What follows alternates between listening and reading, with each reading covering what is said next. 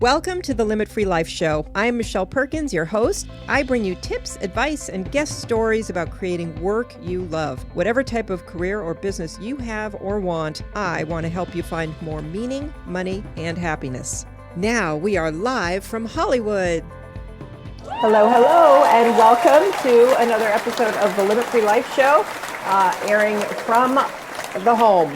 So thank you for joining us. We're here every Wednesday at 1 o'clock to talk about careers and business and money. And today I'm thrilled to have a real money expert on our show, somebody who is dealing right now with a lot of clients today, Andrea Jenson. And whether you are someone in career transition or a business owner right now, I think what she has to say is going to be really, really helpful and interesting. I'm going to read a little of Andrea Jenson is the founder of the Cash Flow CFO, the female entrepreneur's solution to confidently running their business based on facts, not emotions. Jenson's strategic tax and bookkeeping provides virtual bookkeeping support to small business owners. Andrea has had an affinity for numbers from an early age, and prior to opening her firm, ran the finance departments for some of the largest companies in the world. Today, Andrea's goal is simple: to empower women business owners to confidently own their finances and their future. Andrea and her team help their clients implement financial systems and processes that allow for empowered decision-making to help entrepreneurs scale their businesses to the next level. Their modern boutique approach provides well-thought-out practical financial solutions designed to help entrepreneurs run and scale their businesses faster and easier. Andrea is also a wife, mother, soccer player, and passionate volunteer who spends her free time helping kids with cancer thrive and shelter dogs find their forever homes. That's beautiful. Thank you. Welcome, Andrea. So glad you're here today. Thank you. I'm excited to be here with you. Yeah, great. So you are busy right now. Yeah, there's a lot going on. And, it's really a difficult time because it's difficult for obvious reasons for everybody, but it's also difficult to talk about some of these topics because there are people for whom work is the same as it's been or better. Mm-hmm. And then there are people who have been laid off or furloughed or taken a pay cut. And there are people whose businesses are thriving and people whose businesses are just completely shut down. So, I want to talk a little about all of it and also just express, the compassion that, we all have toward the people who are suffering and worried and anxious right now. And also, give kudos to the people who are making this work one way or another. I've heard amazing pivots going on, amazing things that people are doing, ways that they're really staying positive and finding new opportunities in this. So for everyone, I think the understanding is that everybody's going through their own journey right now with this. And so, Andrea, I know you're helping people with this journey in many ways. You've been super generous, and we'll tell people some of the offerings that you have to help them understand some things that are going on right now. But tell us a little about your background that brought you to this place that you're at. Yeah, absolutely. So I have a business degree and accounting background, and right out of college went and did the whole corporate journey and had a great time doing that. I worked for venture capital firms, publicly traded oil and gas companies, had a great, wide range of seeing big businesses and how they run and operate. And, being a fourth generation entrepreneur from a very entrepreneurial based family, I saw there was such a huge disparity between the way big businesses were running their finances and small businesses were running their finances. And after, looking a little bit closer at what was going on, it was clear that there were a lot of women running businesses and they weren't being taught what they needed to know. Mm-hmm. They weren't getting the receptiveness and the patient education that they needed to really be able to flourish in their business. Mm-hmm. And so, having the background that I had and seeing, my parents were small business owners too. And so they didn't run it the way that I knew it should be run. And so it really opened up an opportunity. And I saw that, the market really needs this support. So our services are, done for you, all the way from bookkeeping, tax to fractional CFO services. But we have a huge education component in that service offering. So I don't want to just show you what to do. I want you to know and understand why it is. I want you to know how to read your financial statements, and I want you to understand how to manage your cash flow. So it's been really fun. It's been, we have a lot of really, really great clients in all different types of industries. And so, we joke that we get to sprinkle our pixie dust on all of these businesses because, finances is such a key, it affects every component of a business. Yeah. Yes, it does. And I think, as much as I like to talk about, fulfillment and finding your purpose and all of that, we've almost gone into sort of a survival mode right now where we're back to basics, and talking about money is so important, and thinking about money is so important. And money is what's on people's minds right now, more than anything else, I think, is kind of figuring this out so that we can go back to thinking about future plans and our visions and all of that. But we have an immediate need right now to look at our money. So yeah, absolutely. Whether you're a business owner or an employee, right. Everybody is doing a lot of, gosh, do I need this extra Netflix subscription that I've been paying for how long? And, people are starting to pay attention to, the little things that when things are good, you don't really mind. Yeah, it really highlights how things were good and things were just moving along. And so a lot of the things that we know we should be doing or taking care of or managing a little better, it's just kind of on the to-do list of, as soon as I get some time, I'll take care of that. And a lot of those financial things, in a lot of ways, I think this is really good for people because it forces us to slow down and pause and think, wow, those things that are on my to-do list, I need to do those now, or at least look at them and plan. So what are you seeing out there with respect to your clients? I mean, what's happening with people and their money, because they're talking very specifically about that to you. Yeah, no, absolutely. That is all of the conversations right now are around how am I going to manage my cash flow right now? And our clients are really having to get really tight on knowing exactly what is coming in money-wise and when is it going out, and looking at ways, how can we speed up those collections and how can we delay those payments? And that's, we say that all the time in our business, like that's a foundation of cash flow management. But more than ever right now, it's front and center of everybody's what they're doing in their business. Right. So that's one thing that we're talking about. And the other is, once you've done that, you're going to identify where are there gaps right now in my cash flow. Mm-hmm. So what are the resources that you can find to help plug those gaps and, get you through the next 30, 60, 90 days until you can have, see what, and right now, because there's so much that's unknown, that's kind of only as far as you can plan to be. That's right. To be honest. Yeah. Planning. I know. And all the planning that we did at the beginning of the year, for those of us who have a big strategic business plan, we're all having to be flexible right now and relook at that. It's interesting.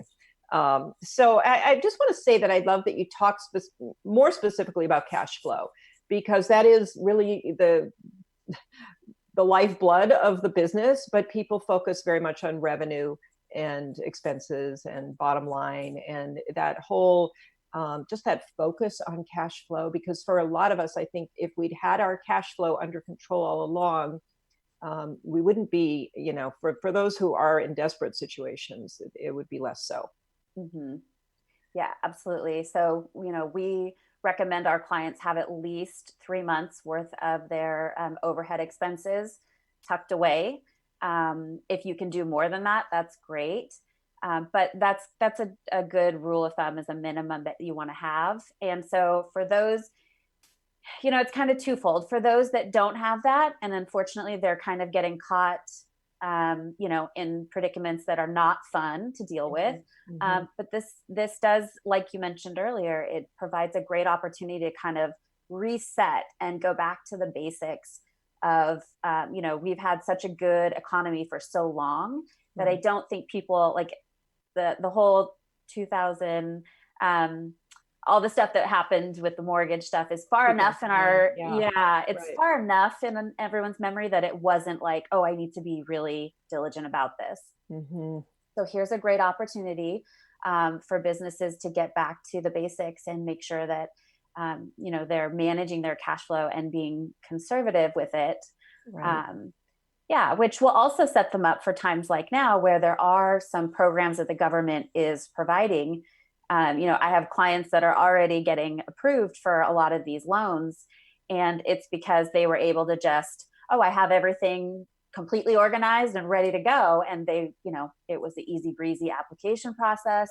Their credit was in good standings. They already had an established relationship with a banker. So it was just a very easy process. So there's a lot to pick up from that too. Yeah. And I want to definitely because I know you know all the details of these programs, and I want to get into that, but I want to just step back a minute to what you were saying about having 3 months of savings in reserve.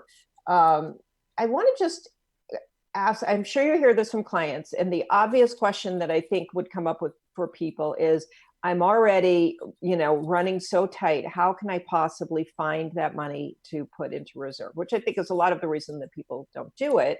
But what do you tell them when they tell you they can't do that? Yeah, so that opens up the analysis of your business model. So you should be able to do that if your pricing is correct, if your spending is in alignment with how much you're bringing in. You should be able to be putting money aside every month. Okay. So if you're not, then that's where you can, take a step back and look and see, okay, well, maybe I need to increase my pricing or look at ways I can do things, for a less, a cheaper way, or, there's all kinds of ways to analyze that. But I think that would be the first thing I would do. Yeah, very interesting, because a lot of businesses will go for a very long time living like that. Basically, everything that comes in during the month, it goes out by the end of the month. And money. If you're looking at your numbers, those numbers tell a story, and a lot of us kind of ignore that story. We're just busy trying to get into the next month and earn again so that we can pay it all out before the end of the month. And so I think that is such a great thing to just recognize and just take a minute to think, okay, there's a message there. There's actually a message that their business model isn't necessarily working. And a hard thing to, kind of face up to, but so important. And if it allows you to get that savings in place, then it's well worth it. So thank you. I think it's very interesting how we can get kind of stuck in that mindset of, I just can't do it. And then you almost stop coming up with ideas for that. And that's where you can come in and help people see what they can do. Yeah, absolutely. I mean, I love the saying that sales cures everything. And to an extent, it's a huge component of your cash flow. But if the money is going in or going out as fast as it's coming in, then there's something else. You've got leaks in your business, and you need to plug those money leaks. Yeah. Okay. Thank you.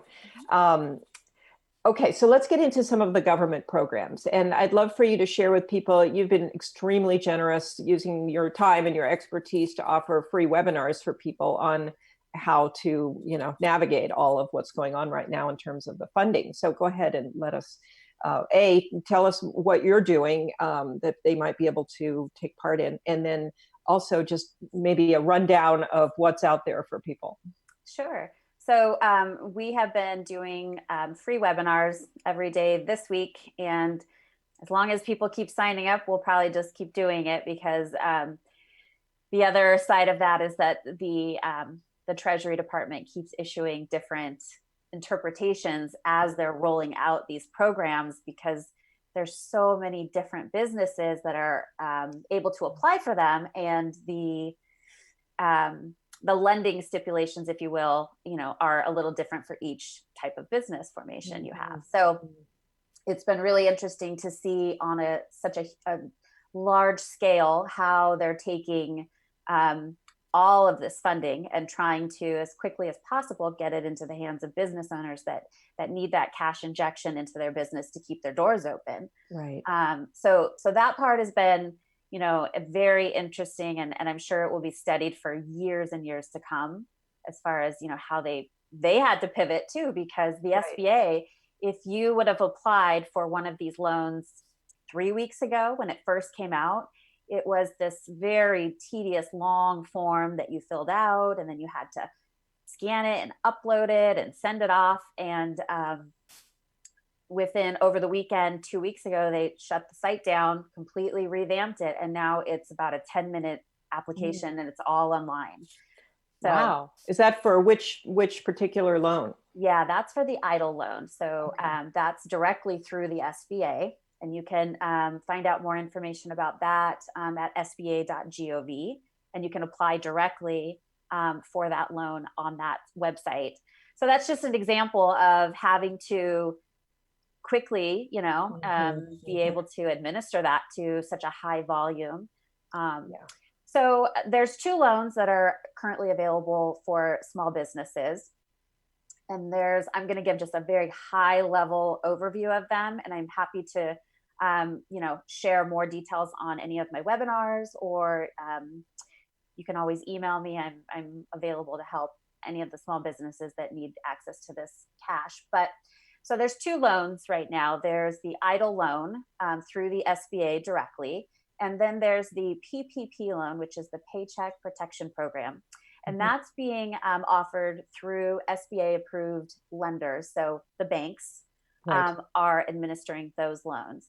And they're both intended for to help relieve the cash flow burden that businesses are faced right now if they're shut down, if they're, a lot of this is, their businesses they have to close their doors. So they don't have an online way of generating revenue. It's a brick and mortar retail. So the 2 loans are different in the way of the Paycheck Protection Program, as its name indicates, is intended for employers to keep their employees employed and not have to furlough or lay them off. So if you use that loan for that purpose, up to 75% of what you are able to borrow, you can have it completely forgiven. And so the other 25%, they're saying if you use it for rent, utilities, or mortgage interest, they'll also forgive that amount too. Right. So it's a great opportunity for business owners to not have to go into the hole and go into debt, right, to be able to keep things moving. Right. So that's fantastic. And there's a special calculation that you'll do to determine how much you're eligible for, but it's available to all different types of business entities. So that's one of the loans. And then the other loan is the EIDL loan. And that one is more traditional in the sense of like an SBA loan. So it's got a long term, it's a 30-year term. It's got a really low interest rate, 3.75%. And you can use it for accounts payable, payroll. You just can't, if you get both, you can't use them for the same purpose, but you can get both. So, I wasn't clear on that. I thought it was a choose one kind of thing. So yeah, it's gone back and forth several times. Okay. And so the latest, and I'll say that with a caveat, the latest is you can, if you got the EIDL loan prior to April 3rd, they do want you to roll it up into the Paycheck Protection Program, but I don't think anyone was funded that early anyhow. Yeah. So, okay. So that's the gist of it. They're great opportunities for business owners to get cash, into their business operations so that they can keep their employees employed and keep their doors open, and hopefully be able to weather this storm so that when this is over and, we're able to be out and about and the economy picks up again, they can go back to, business as whatever the new normal will be. It's yet to be seen, but. Right. Okay. Thank you. That was a great summary. I just wanted to ask a couple questions. So the EIDL loan is that there was talk about the $10,000 advance that went along with that. Is that still a thing? Yep. So part of the EIDL loan is there's a you can get an advance up to $10,000, and that piece is forgivable. There's not too much as far as like documentation wise. So the Paycheck Protection Loan, they're very cut and dry. Like you have to, show this to get it forgiven. Where the EIDL loan, they haven't really said so much about what you'll have to submit for documentation. Okay. But the first 10,000 of that loan is being called a grant. So a grant means you don't have to pay it back. Right. Okay. So there's one that has a grant attached. That's the loan. And then the payroll protection loan, that one is basically can be turned into a grant depending on how you use the funds. Correct. And then also to note for the Paycheck Protection loan, if you don't use it for those 4 categories of spending that they intended it for, it turns into a 1% loan for 2 years. So it's still not a bad, if you do something else to keep your business going, it's still great terms. Yeah. Okay. Okay. Fantastic. And so your webinars get into more detail for people who are, Yeah. There's a lot more detail. This is, just a very high level, letting people know that they're available. But there's, it's still a loan that you're taking out from the SBA, and the government's backing it. So you still have to go through underwriting and all that fun stuff. Right. Yeah. So what is the timing? I've been really curious about that. I haven't, somebody said on a call the other day that they had a friend who'd already gotten their money for the payroll protection, but I haven't heard that. My bank anyway has been saying that they really just got their instructions on how to do this. And they're just allowing people to come in and, apply. Yeah. So I know of businesses that we've submitted earlier this week that are being approved, but not funded yet. Okay. For the EIDL, we are having businesses that are getting notification from the SBA that they've been approved, but no funding yet. So hopefully, that's not too far behind, and we can get that money moving quickly. So do you know what's involved in being approved? I mean, outside of just fulfilling some of the requirements, like less than 500 people and things like that, but how are they deciding who is getting these loans? Sure. So they are looking at your credit score. So the 2 different loans, the Paycheck Protection Program loan, if you can substantiate your numbers, you've got you filed your payroll tax returns, and you've got the backup stuff. I think and one other caveat there is that a lot of these businesses that are already getting approved have an existing lending relationship with the bank. Okay. So that might be also one of the reasons that they're one of the first ones to be approved, because it was a much easier decision because they're already established relationship with that banker. So, so that's another tip right there for business owners, is that you should definitely have a small business banker that you have a relationship with, that knows you, knows your business, knows your history. You have a line of credit with them, even if it's really small, it's something. And times like this, it really comes in handy. Yeah, that's another one of those things to prepare, like the reserves, is having those relationships. So, and I know you make recommendations about the relationships every business should have. So do you want to go ahead and elaborate on that? Sure. Yeah. So every business should have, your tax preparer, CPA. If you are over $1 million in revenue, you should have a CFO, whether that's, like my company, we support businesses. We're not full-time CFOs for them. We're able to provide our services at a fraction of the cost, because you only get what you need. So you don't have to, because if you were to hire a CFO, you're looking at $150,000 a year plus. So we're able to come in and provide the level of service that is going to help them grow and strategically manage their cash flow and all that fun stuff that goes into scaling a business. So you'll want to have your financial team, also your banker is a part of that, and your insurance agent, because there's so many protections that need to be in place that your insurance agent can guide you and give you advice on and things like that. So having that core team is really going to help you, especially in times like this, be able to weather the storm and and get all the information you need to make educated decisions about your business. Right, right. I found even we use paychecks for my husband's business, and it was really great to just be able to call my rep and ask for the payroll reports, and they were in my inbox in a minute. So it is very good to have all of those folks lined up so you can get what you need when you need it. Yeah, absolutely. Yeah. Okay. And so, well, let's get back into just money in general and cash flow in general, and knowing that, we will get on the other side of this. And like you said, we don't really know what that's going to look like, but we want to be ready anyway, and ready for whatever. I guess that's our new motto. So what would you just advise businesses?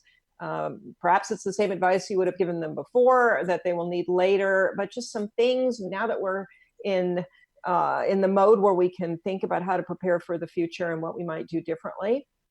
What would you advise folks to do in the next go round? Yeah. So, once we get out of this, where it's kind of triage, we're just stopping the cash bleeding as much as possible. And we're able to, take a deep breath and be strategic about our plans moving forward. I think what a lot of business owners are realizing is their labor costs. Because that's usually a business, that's one of their biggest expenses.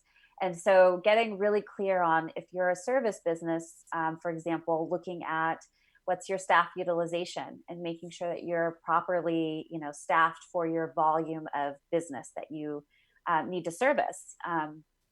And so by looking at, the revenue coming in and how is that being allocated within the business? So we talked about staffing, but there's also your overhead, there's your marketing, there's your just your general, how to deliver the product or service that you have. So there's a lot of expenses that you should be looking at, and you want to set a budget based on what you are forecasting your revenue to be, so that when the money does come in, if your revenue is lower than what you thought, then those expenses should also, correspondingly be lower. And a lot of business owners don't make that correlation fast enough, and it eats up their cash. So knowing what are my fixed costs, that no matter whether I have a client or not, I have to cover these expenses. Okay, that money is set aside. And then what are my variables that would be nice to have, but I'll only do that when I have enough built up to be able to afford that. Yeah, excellent. Yeah, it really takes knowing your numbers. And when you work with people, I know I always feel really good when I sit down with my accountant. I mean, you don't necessarily want to, but after you do, it's such a relief to know, even if the news is bad, more, and then you can actually take action. So I just really like that process.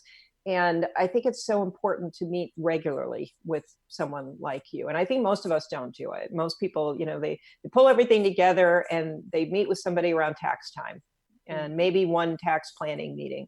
But what would you recommend for things to really move forward? So if you're an experienced business owner, then you'll know monthly is what you need to do, because you're using those financial statements to make decisions about the future of the business. If you're just learning and you have a small business, quarterly at a very minimum to meet with your whoever your financial person is, whether that's your bookkeeper, your tax person, if they are kind enough to do the advisory side of it too. But really looking at your financial statements and learning how to read, because it's telling you a story. It's telling you a story about your business, and it's making all of those decisions that you have to make every day. It makes it really easy if you know the story of the business, and you can see the trends, and you can see what you have extra that you can invest in a new marketing campaign that's fun and exciting. So really know how to read your profit and loss statement, and know what key indicators you need to be paying attention to, so that you can keep your thumb on the pulse of the business and be able to quickly shift or pivot if you're identifying like things are moving in the wrong direction. Yeah. And for people who don't know what the key indicators are, what are you specifically referring to? So it's different for each industry, but you could just generally look at how much am I spending on labor in relation to my sales? How much am I spending on overhead? How much am I spending on marketing? How much is my profit bucket? Because your profit also needs to be allocated. You're putting money aside for taxes. You might want to be reinvesting in the business, or you're paying down debt. Mm-hmm. So a lot of business owners, they look at their P&L and they say, oh gosh, I have money. I made money. And then they go look at their bank account and they're like, but there's no money. What's the disconnect? And it's looking at, just because on your P&L, it shows you are profitable, maybe you're paying, debt down. Well, that doesn't show up on your P&L.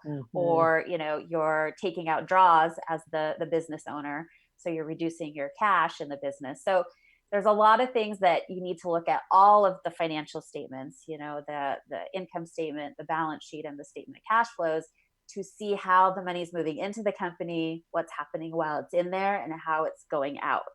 So. Yeah, I think that's really interesting, because I don't think people typically they look at the profit and loss, but they don't look at the others that closely. Mm-hmm. Yeah, and it is really important. So if your accountant or whoever you're dealing with does not go over those other reports, you should probably ask them to. Yeah, definitely. One of my favorite clients, she always gets her financial statements and she goes, so why does this matter to me? Yeah. So we go through that whole exercise. Yeah, that's great. Yeah, it is really important. And I think I like the way you're so interactive with your clients, because, again, a lot of times if the client doesn't initiate the conversation, then the work is just being done behind the scenes. You don't know any more than you did before. I mean, somebody's doing it for you, but it's not informing you in any way. It's just getting done for you. And you don't even know if it's correct. So, which is another issue, where people just accept what they're given and don't really look at the details of the numbers. So. Yeah, that's true. We base our service, we call it a concierge type service, because we're in your inbox every week, whether you like it or not. Every Friday we send a check-in email just saying, if we have questions on the account, we'll ask it then. But if we don't, we still say, hey, everything looks great. Have a good weekend. What that does is it keeps us as part of your team, and it keeps us front of mind to that business owner. So if by chance they go, oh, I forgot I spent cash at Office Depot and I need to send her that receipt, that's a tax saving right there. Right. But if it's a cash receipt, there's no paper trail for us to see. So we know about it. So we have our ways of making sure that, we're still front and center, and we really do partner with the businesses. And I think that's what's missing out of traditional accounting firms, is they're of the mindset that, we want to be in the background, and we don't want to, be a bother, if you will. Right. And I think that's the wrong way to look at it, because the financial division of your company, whether you're big or small, should be part of your team and your everyday decision making and things like that. And I will say too, we talk to our clients a lot about our different levels of service. So we have the bookkeeping and tax, and we have the CFO.